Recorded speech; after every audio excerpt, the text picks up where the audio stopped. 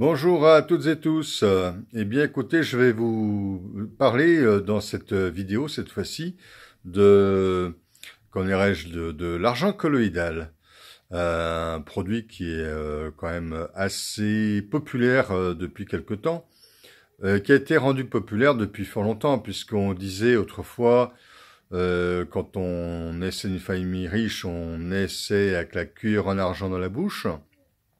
En fait, cela exprimait le fait que à la naissance, on mettait une petite cuillère en argent qui avait des propriétés antibactériennes désinfectantes dans la bouche du nouveau-né. D'où l'expression être né avec une cuillère en argent dans la bouche. L'argent colloïdal était aussi utilisé il y a fort longtemps, enfin autrefois, notamment aux États-Unis, au temps des premiers pionniers, quand ils partaient vers l'ouest, eh bien, ils avaient tendance à mettre quelques pièces d'argent dans des outres d'eau pour éviter la dégradation bactériologique de ces eaux-là, pour pouvoir les consommer régulièrement et ne pas mourir de soif. L'argent colloïdal, effectivement, est un produit qui est tout à fait intéressant. Comme antibactérien, essentiellement, parce que on va le proposer à toutes les sauces. On va le proposer aussi comme antiviral, comme antifongique, antiparasitaire, etc. Non, c'est d'abord un antibactérien, bactériostatique. Il va limiter la prolifération bactérienne notamment. D'ailleurs, dans certains filtres à charbon activés pour filtrer l'eau, parfois on peut trouver des sels d'argent ou des fils d'argent qui ont un rôle de limitation de la prolifération bactérienne dans les cartouches de filtre, les cartouches filtrantes. Et donc, cet argent colloïdal a un intérêt effectivement comme désinfectant. Alors par contre, comme il est colloïdal, il est très mal assimilé au niveau intestinal et par conséquent, il va surtout agir localement ou au niveau digestif. Alors au niveau de la gorge, du nez, des yeux, par exemple, ou sur la peau, il aura un intérêt effectivement comme désinfectant antibactérien. Ou alors au plan digestif pour améliorer l'état sanitaire du tube digestif, des intestins.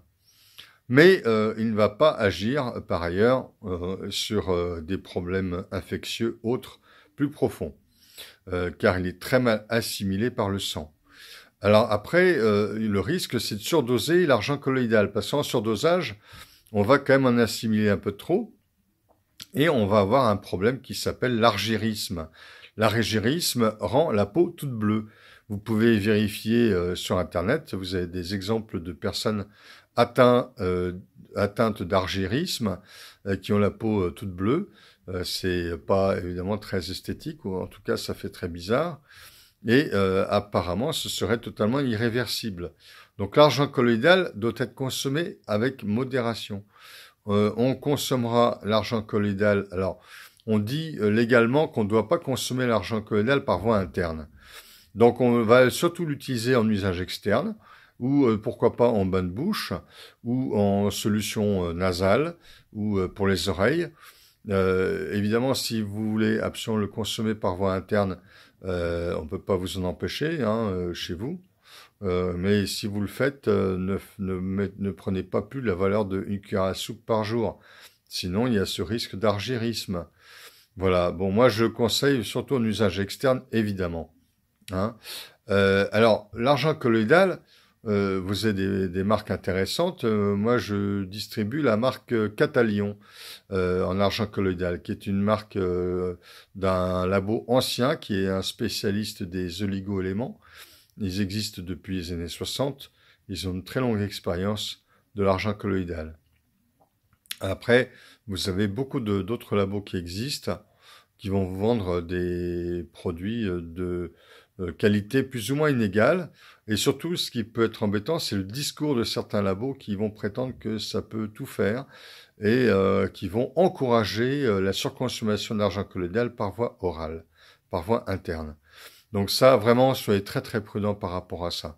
Si vous voulez des anti-infectieux plus vraiment efficaces, antibactériens efficaces qui se prennent par voie interne, je conseillerais plus la propolis ou l'extrait de pépins de pamplemousse qui seront l'objet de prochaines vidéos. À très bientôt, au revoir.